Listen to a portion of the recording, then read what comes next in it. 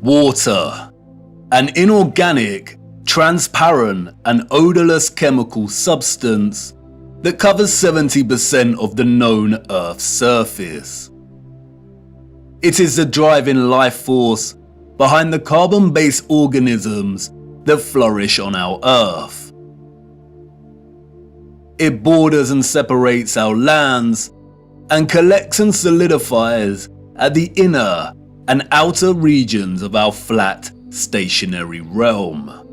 God should have sent a message to the inhabitants of Earth and been precise and told them to watch the water, to meditate on its function and natural laws, because in their time a great deception would be cast over them, like a cold shadow of an unknown, nefarious king. And maybe God did send this message in the form of a flood, but its truth was mythologized and buried, and the lie propagated in spite of it. Resting water does not curve and convex. The natural laws of a resting body of water insist that it takes the exact shape of the container it fills, and always finds and maintains a flat level. Resting water always rests flat. And watching the water when we sit at vantage points, when journeying above in planes, and before we take a sip from our drink, we must remember to never forget this law. Most of us instinctively understand the laws of water, and yet many continue their day-to-day willfully participating in the nonsensical, heliocentric hoax.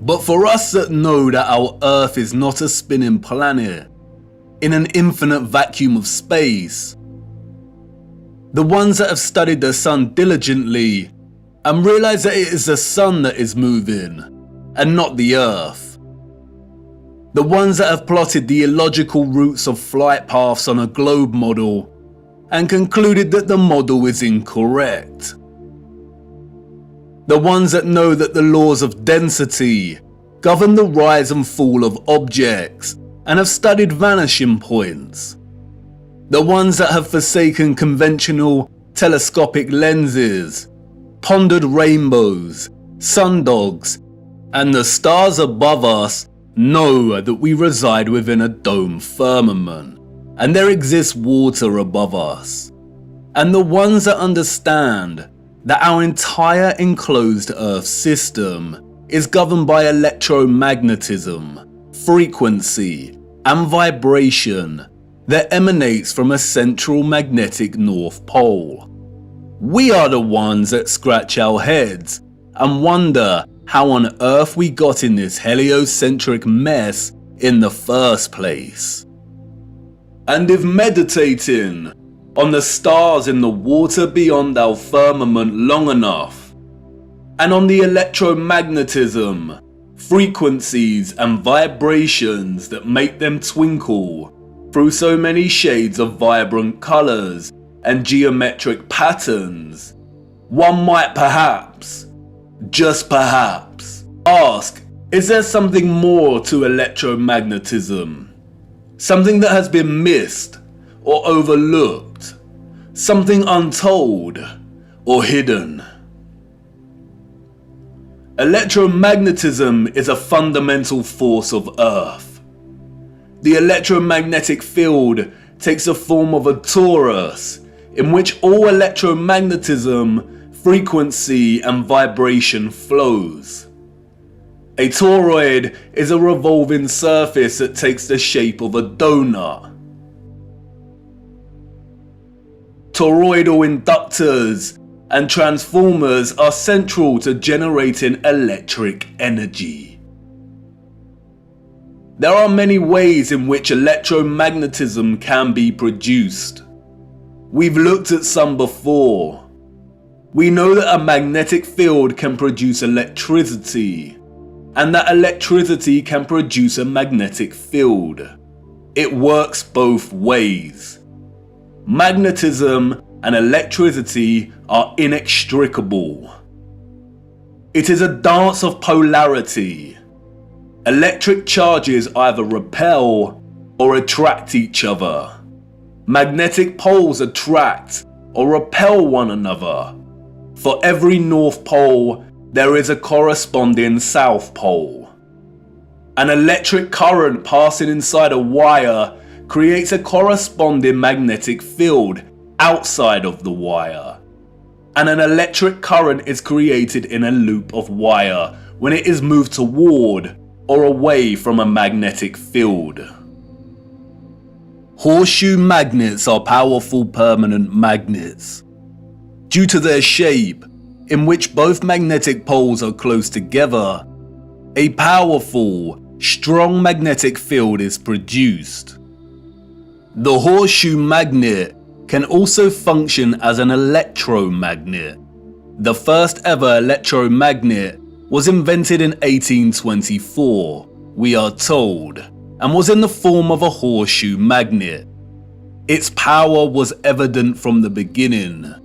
It weighed only 200 grams, but could lift 4 kilograms of iron. The key to the horseshoe magnet's power is the placement of its poles. You can see the magnetic field here, represented by the vector lines. If you look closely, you can see the concentration of the magnetic field is greater near the poles of the magnet. Since as far back as we can remember, we have been presented with and entertained ideas of the future.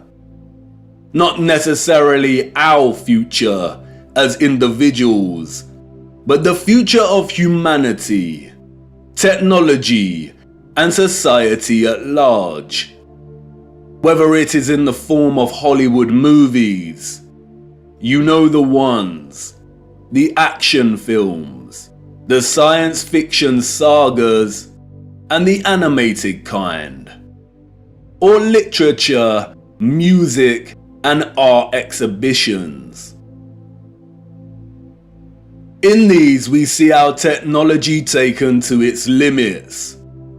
Crafts fly, computers live, robots help out, holographic screens decorate every room. Cities continue to grow upward into dominating skylines.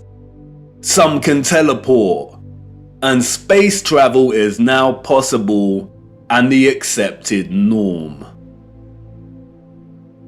Outside of fiction, we also have sobering documentaries telling us where we are heading, usually featuring narration by an old man, lamenting the unstoppable path we are on. It's all very serious. We are destroying our planet, the only one we have. And we have political parties, non-governmental organizations, and the trusted voices and scientific, award-winning geniuses sharing similar messages. And really, when you look closer at both the fiction and the alleged facts, they all share the same underlying premise and principles. We are becoming so technologically advanced that the planet we reside on is no longer enough, or can no longer sustain our activity. The advanced artificial intelligence systems, the flying crafts, the breakthroughs in cloning and medical beds mean that the natural world has suffered as a consequence. And depending on the type of genre you are entertaining, the solution is either 1.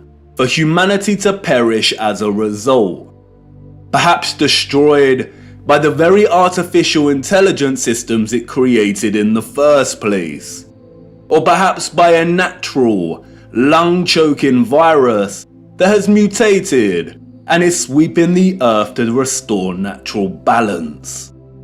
Or 2, for humans to say goodbye to their lonely little blue ball and head off into space in search of a new home. But you see, there is no globular planet, and there is no space, and therefore all visions of the future are purely fictional, and not particularly innocent. What we don't see emphasized in these visions of the future, however, is the potential of electromagnetism to transform all human life, technology, and society. Which is strange when you consider that all life, and the Earth itself, is impossible without electromagnetism. Why wouldn't visionaries want to explore this in more detail? Could it be that they are not allowed to? Could it be that they are afraid of something? Afraid of us connecting one too many dots, perhaps? And again, horseshoe magnets can act as powerful electromagnets. If a civilization was to advance technologically through the use of electromagnetism, then the horseshoe magnet would certainly have a tremendous role to play in that development. Yes, it certainly would. And it certainly did. The horseshoe magnet. The Arc de Triomphe. Yes, one of the most powerful electromagnets ever constructed.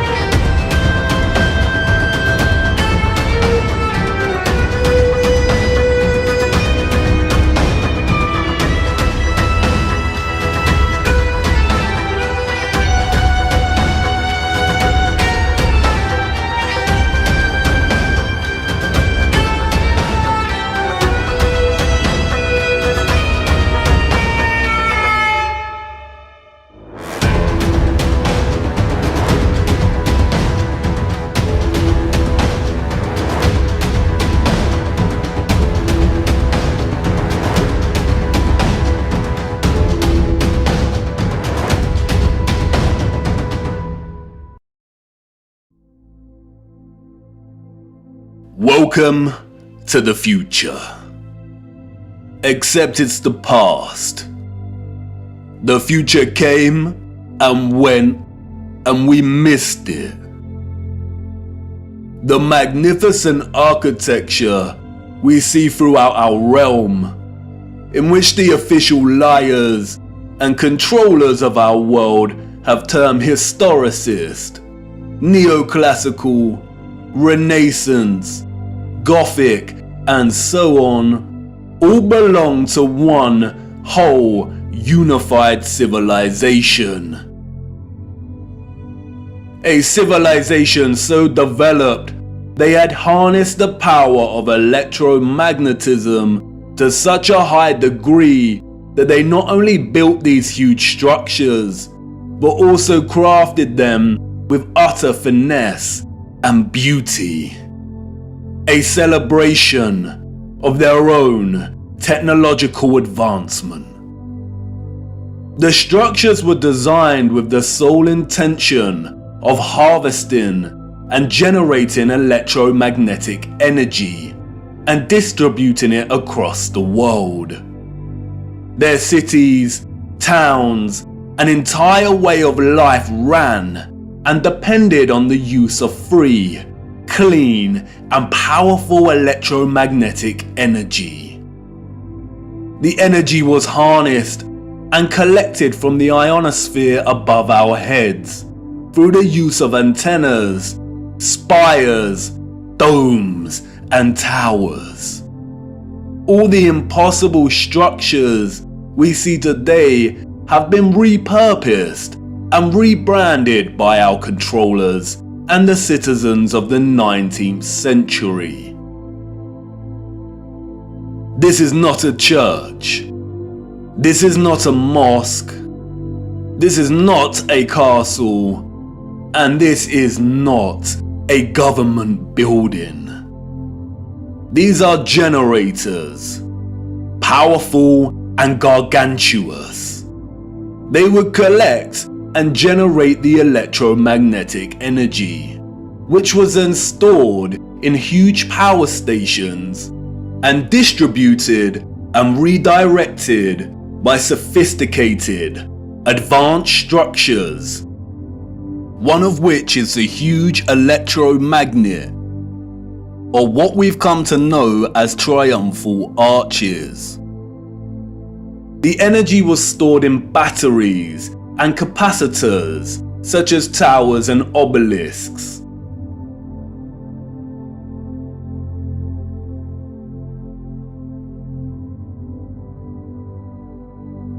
All cities were constructed across our realm in the form of one big, interconnected power grid, much like a huge computer motherboard. I already know what you're thinking. What? He's finally lost it. He had us with flat earth, but this is just too much. I know. The backup programming is kicking in. But before you turn away to leave and cast aside your muddy boots, let me show you how it worked. As you know, we live on a flat stationary plane. At the center is a source of magnetism at the North Pole, and directly above this is Polaris, fixed at the central and highest point of a wondrous crystalline dome firmament. Beneath the firmament, different layers of atmosphere exist at different heights. The ionosphere starts at about 30 miles above Earth. It includes the thermosphere and the mesosphere. The ionosphere is an electrical atmosphere that is ionized by the sun's electromagnetism. It also forms the inner edge of the magnetosphere. I know, a lot of big words and abstract concepts, but you are familiar with this process and have been witness to it every day for the entirety of your lives. As you can see, The vials here contain molecular gases that are present in the atmosphere above us. When an electromagnetic source, such as a Tesla coil, is applied within close proximity of these gases, the coil's magnetic field ionizes or charges these gases, and the result is phosphorescent plasma. The gases become colorized.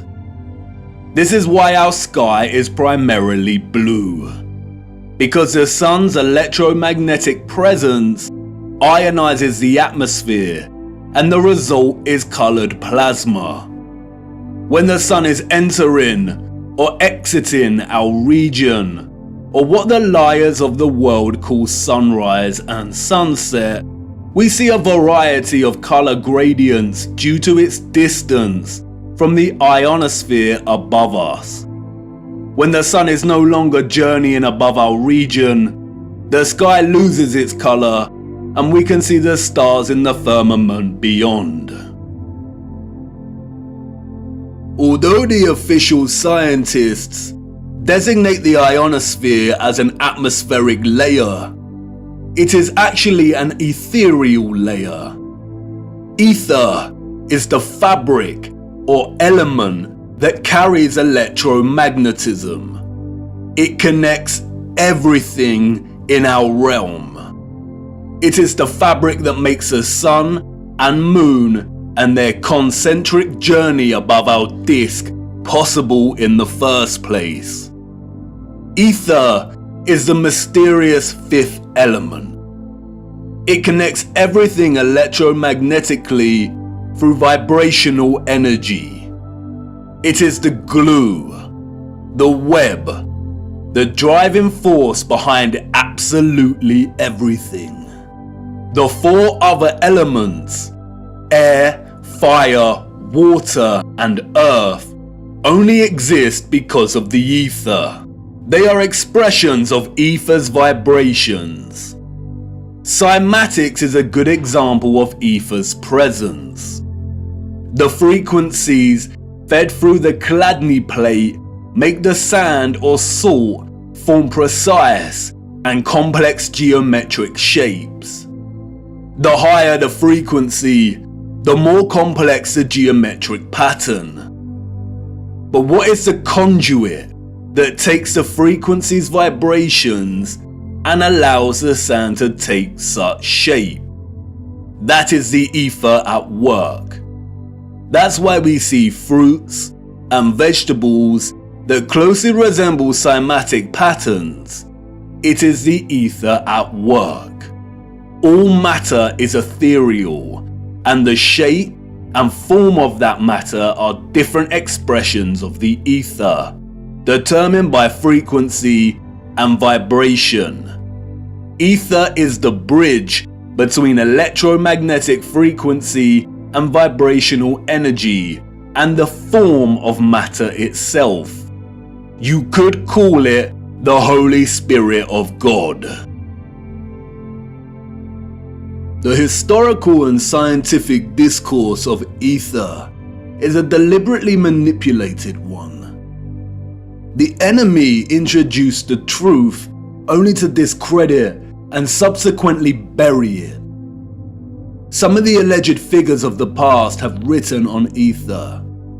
The so-called Aristotle called it the fifth element. James Clerk Maxwell, the so-called father of electromagnetism, spoke of the ether, stating, "In several parts of this treatise, an attempt has been made to explain electromagnetic phenomena by means of mechanical action, transmitted from one body to another by means of a medium occupying the space between them." The undulatory theory of light also assumes the existence of a medium. We have now to show that the properties of the electromagnetic medium are identical with those of the luminiferous medium. The medium he refers to here is the ether. Albert Einstein and others successfully solidified the heliocentric model through fraudulent schools of scientific thought. But even Einstein could not deny the presence of ether. According to the general theory of relativity, space is endowed with physical qualities. In this sense, therefore, there exists an ether. According to the general theory of relativity, space without ether is unthinkable. For in such space there would not only be no propagation of light, but also no possibility of existence for the standards of space and time, measuring rods and clocks, nor therefore any space-time intervals in the physical sense. Even contemporary scientists, under the spell of heliocentrism, admit it is nonsensical to deny ether's existence. Today, the vacuum is recognized as a rich physical medium. A general theory of the vacuum is thus a theory of everything, a universal theory. It would be appropriate to call the vacuum ether once again. Returning to the ethereal ionosphere. As I said, this layer of ether above our heads is a constant sea of electromagnetism, and is responsible for the colored plasma above that we call the sky.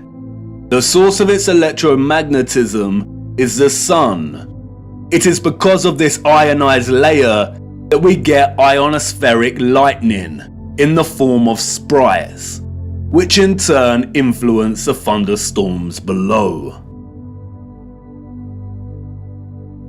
An ion is a particle, atom, or molecule with a net electrical charge. Electricity is a continuous flow of ions. The electrolytes in our body are ionized.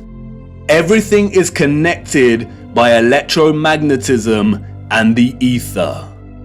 Our highly developed and sophisticated historical ancestors not only understood the workings of the ionosphere and the ether, but they had developed methods to masterfully harvest it as a fuel to power the entire Earth. And while the exact process by which they were able to extract the ether is deliberately hidden from us and remains unknown, the structural remains that humanity has since repurposed and reused as architecture offer us many clues as to how it all worked. The evidence is everywhere for those with eyes to see, and once you see it, it becomes so glaringly obvious that you'll kick yourself for never noticing in the first place. The matter is very complex, and it would take time to really flesh out. So for now, let's have a closer look at some of these structures, and I will introduce some basic concepts.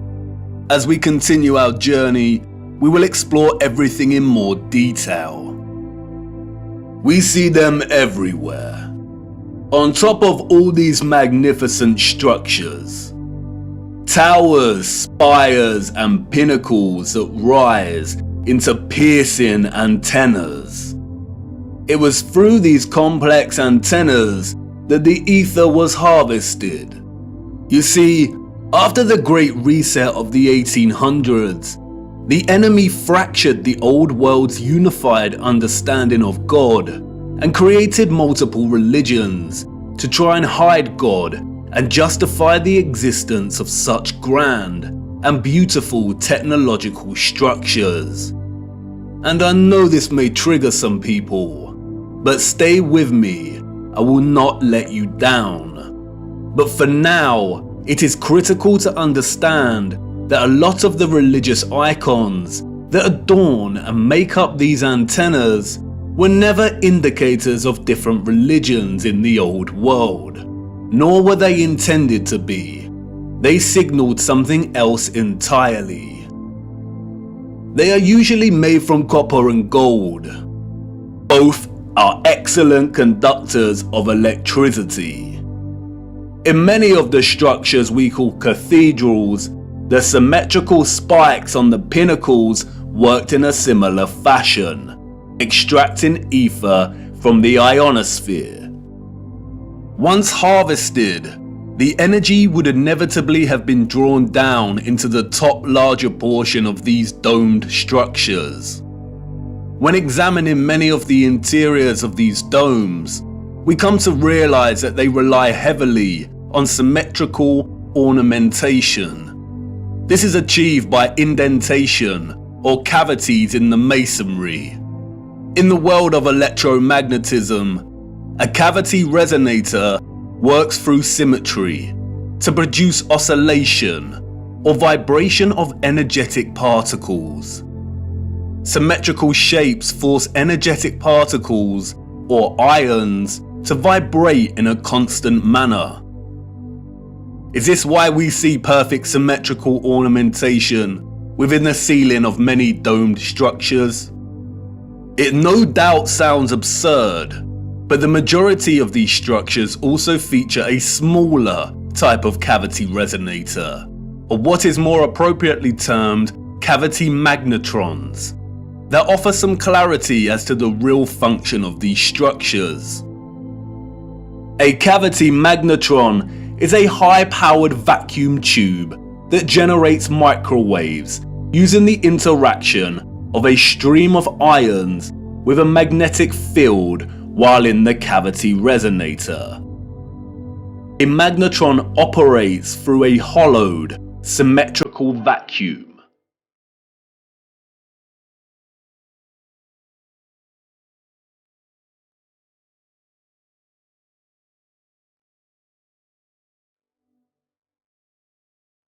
It emits powerful microwaves that can act as a source of free energy. If you break the symmetry or close the vacuum, it no longer functions. But can you see the resemblance? These structures were never intended to hold glass within them. The controllers added the stained glass to the rose windows to shut off the magnetron's function. They closed out instruments of free energy. And they are everywhere in these structures.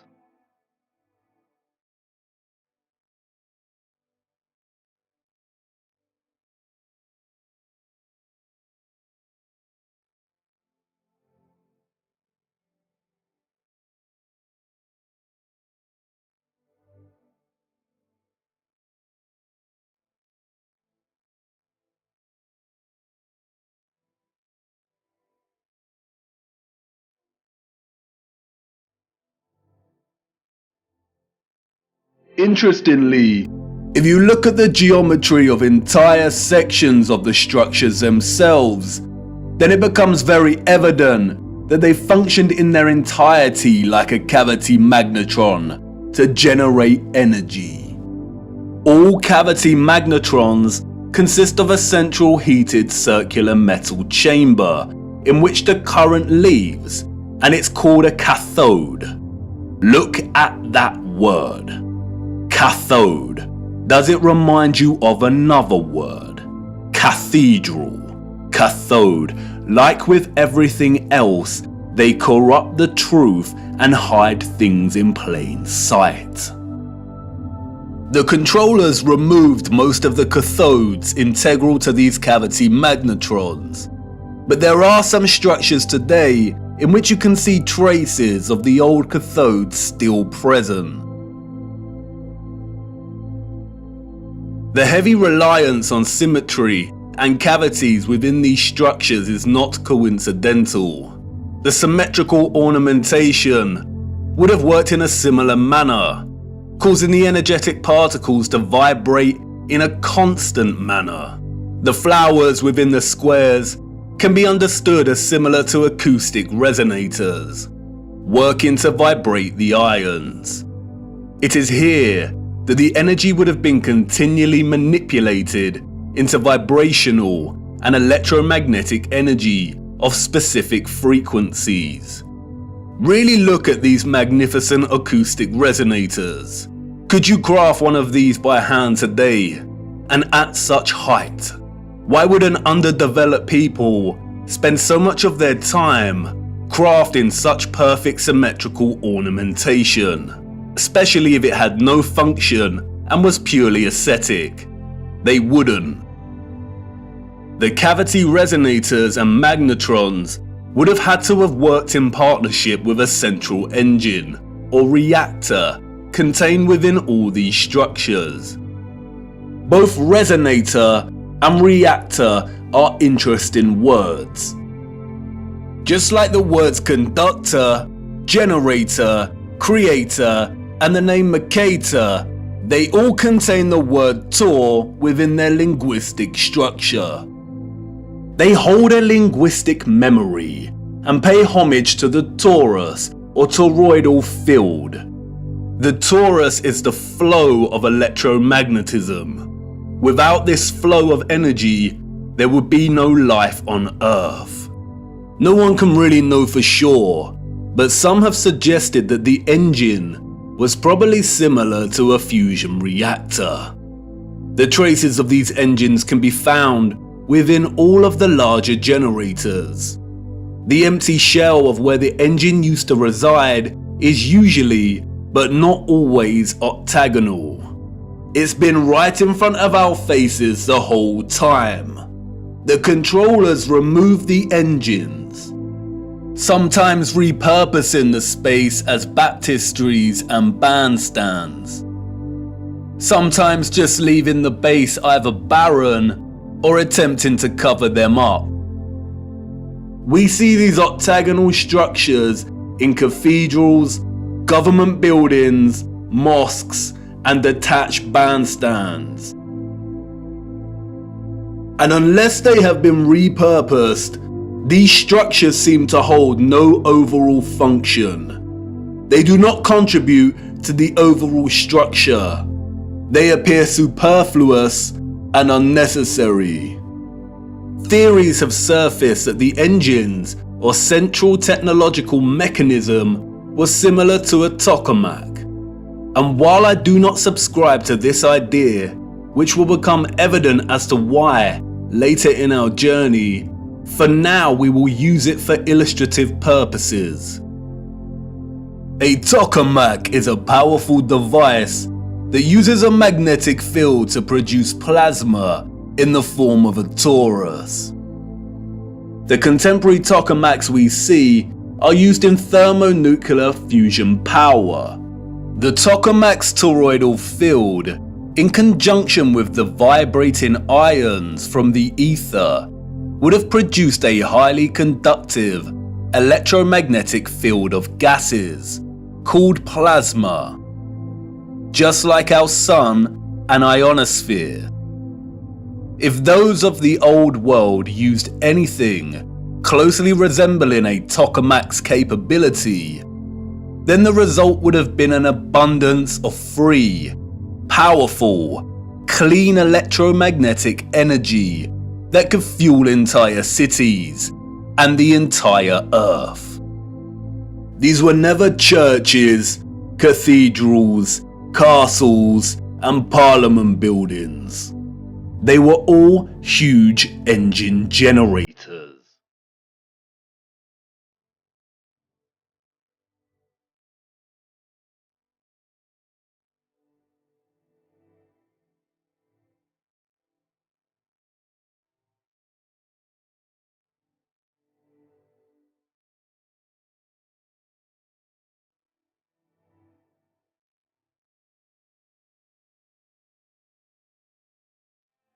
The controllers invented labels and terms such as Renaissance, Greco-Roman, and so on to describe the style of these structures. But as you can see, all these magnificent, impossible structures all share the same fundamental structural principles and design, despite location, time period, and cultures.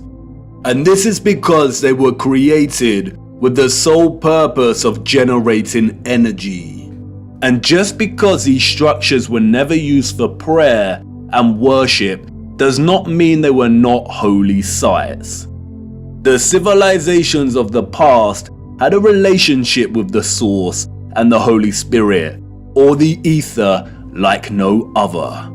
And they paid homage, reverence, and thanks to it by constructing their generators with such splendor and beauty. And not only that, but they constructed the entirety of their structures, statues, and ornamentation in reverence of this gift, in reverence of the energy production that made their way of life possible in the first place. The laurel wreath, which the satanic controllers have corrupted in their appropriation of the symbol and redesignation of it to represent Apollo and Lucifer, is in fact a toroidal coil. And we see the toroidal coil throughout the old world's infrastructure, as simultaneously having both a function and a celebration of this function.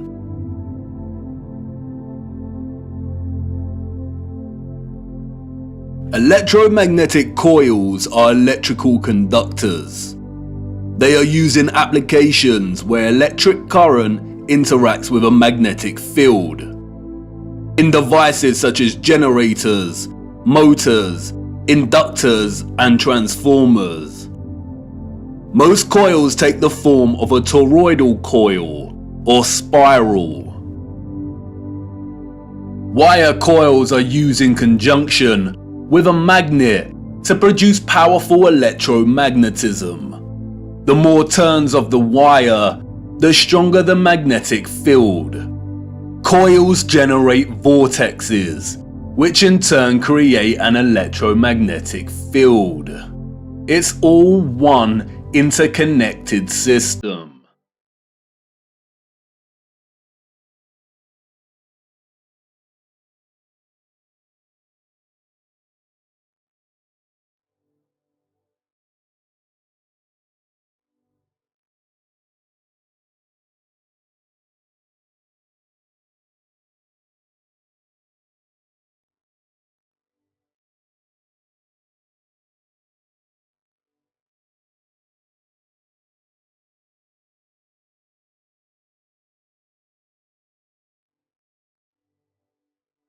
And we see it everywhere.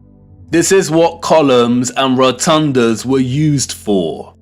Powerful coils to generate electromagnetism and carry the current in loops. The torus is found at the base of pretty much every column found throughout our realm. It is everywhere. Look at the movement of electricity through a wire and the simultaneous magnetic field it produces. This is exactly the shape of a column. And we see this present in all of these gigantic and meticulously crafted columns.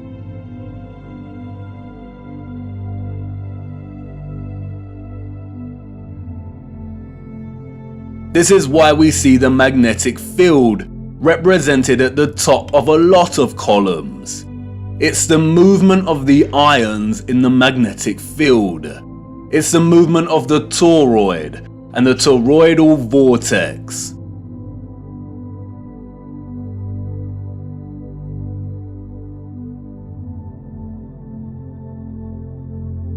As you saw, coils of copper wire are essential in electrifying the magnet. And I know what you want to say. That's great, but the columns and other structures you are referring to are made of stone. But you see, all of these impossible structures are made from a mixture of stone and metal. They used iron bars in their construction. Iron is magnetic.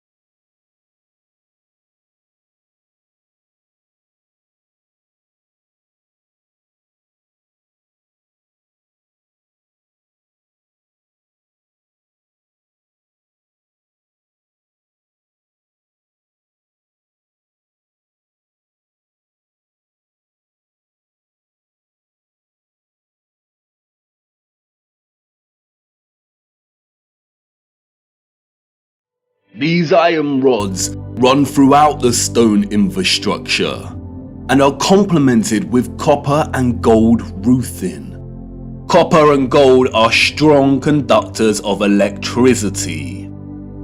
Often we find entire statues, arches, domes, and roofing made from a distinctive blue copper.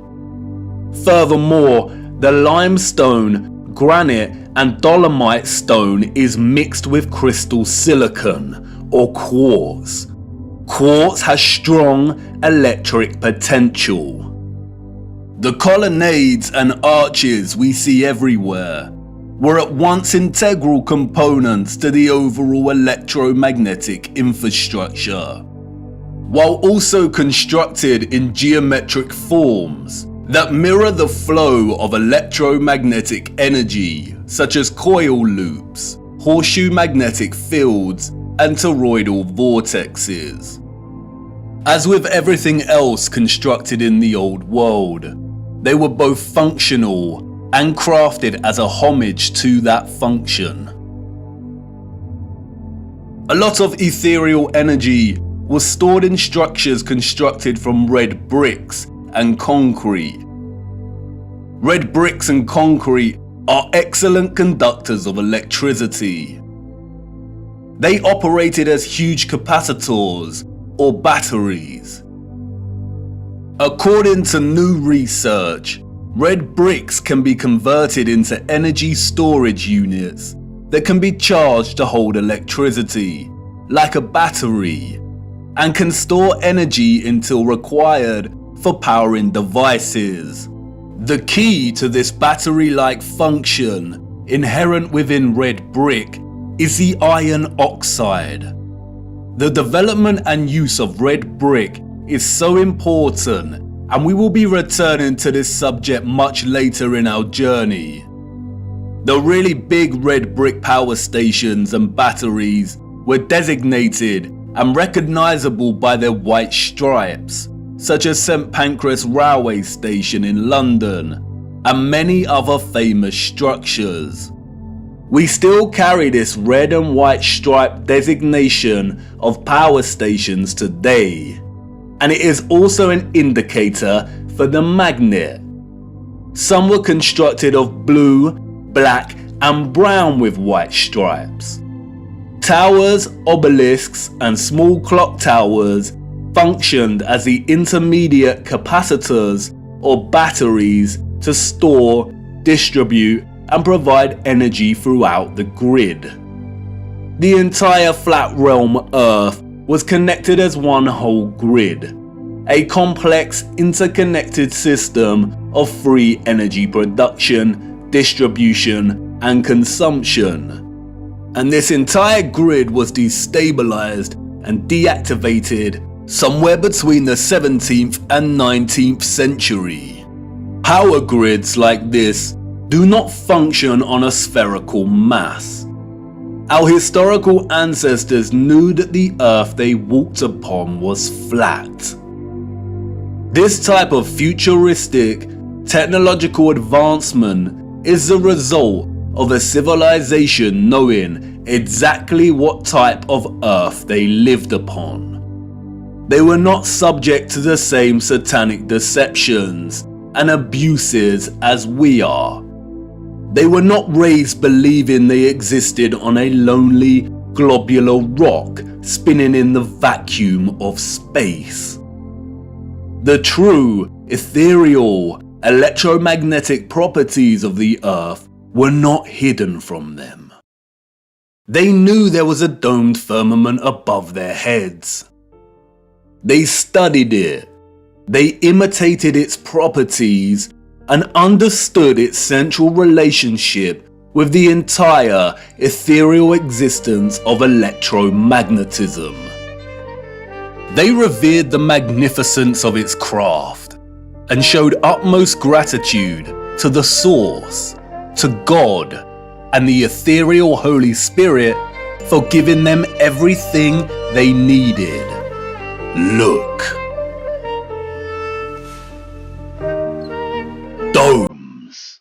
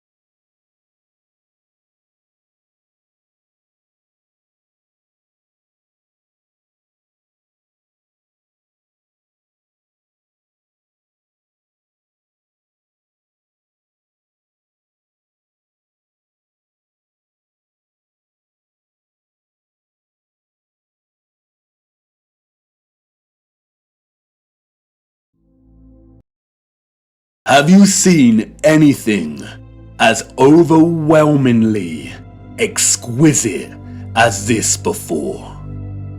How have we lived our entire lives and not seriously considered the impossibility of these structures? How have we lived our entire lives walking amongst the skeletons of the future long forgotten? I know this is all a lot to take in, and I know that the picture has not formed properly in your mind yet. It is hard to imagine an interconnected electromagnetic power grid of this size across the Earth, and the technical nature of electromagnetism doesn't help. And I know that you're full of questions. Who were these people or beings that built these structures? Where did they go? And why were the power grids deactivated? What about all the religious iconography and art we see inside of the cathedrals and mosques? What about all the histories and photographs we have of the construction of these structures? What about the Romans and the Greeks? What about some of the grand mosques that have been constructed in recent times? And if what you're telling me is true, then how did they distribute and store all of this energy like you say? Was it similar to our Wi-Fi and radio signals? We will get to all of these in good time. We have barely scratched the surface. But for now, it is the last question that is important. How did they distribute and store all of this energy? And in what form? For you see, our sophisticated historical ancestors did something that we, as a society, have come to neglect. They watched the water, and they watched it closely, right here on Earth and up above, beyond the firmament. Come on, let me show you.